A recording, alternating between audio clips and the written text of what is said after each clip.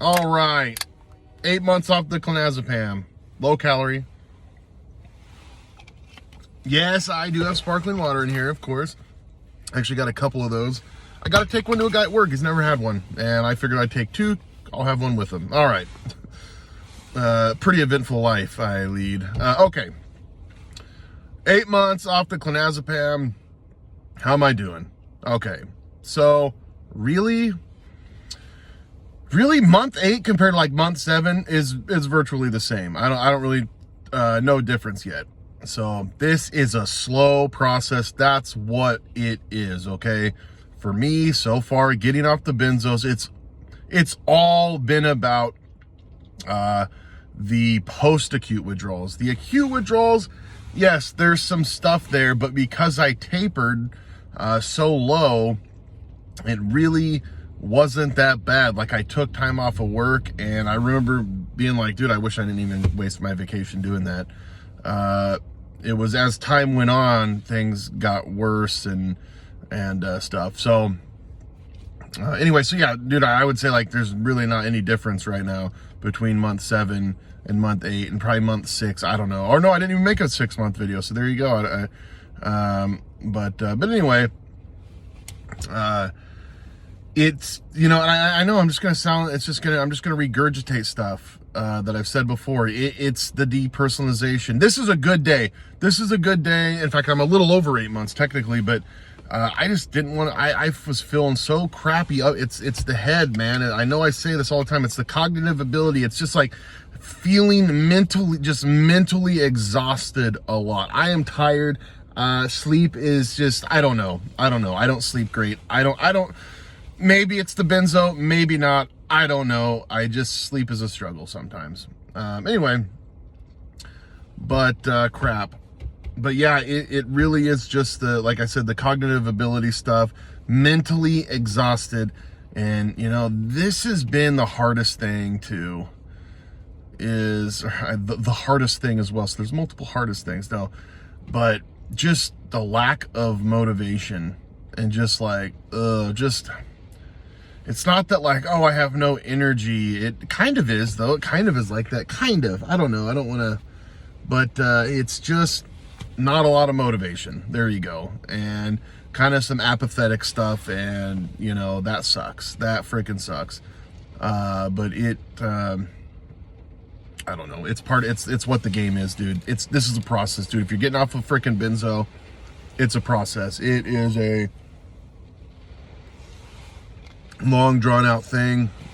You know, it kind of sucks is someone had a comment, just like read it yesterday or the day before, and they're a year off of it. They're a year off of their benzo, and they're like, I've noticed though some small improvements. It's like, oh great. And they're a year off of it. So that's, I mean, kind of sucks, but you know, I'll be straight up though, real quick, and then I got to get out of here.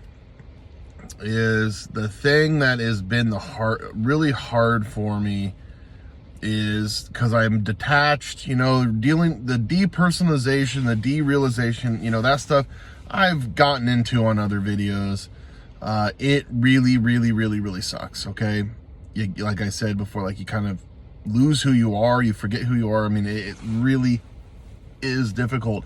Well, it's very difficult for me going through that while having a family, you know, having my wife and having my 6-year-old daughter. My other daughter just turned 1.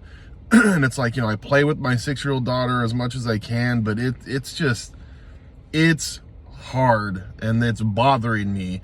And if there was ever, I know this sounds like a trip, but I bet a lot of us have justified things like this, is if there was one reason for me to relapse, it would be so my girls get their full strength dad back. I mean, that's just what it would be. But as I've talked about many times on here before, that's not the good decision. Like that's not the loving decision as much as we think it might be.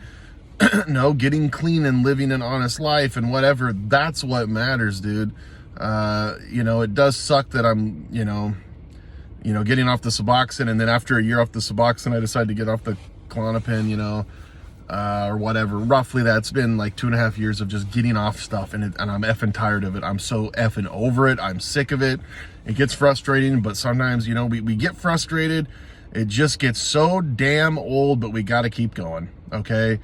Relapsing gets old, the whole, you know, using gets old, everything gets old. But here's the thing, yeah, getting off crap gets old, but it gets right. We just got to keep waiting it out. If we're sick and tired of using and that's getting old, well, if we just keep using, we're just going to be sick and tired of for the rest of our lives, or you know what I mean? Like that's what that would be. At least with this, we're trending. You know, we're going in the right direction every day, every hour. Like I said, 7 months is not really any. 8 months isn't really different than 7 months right now.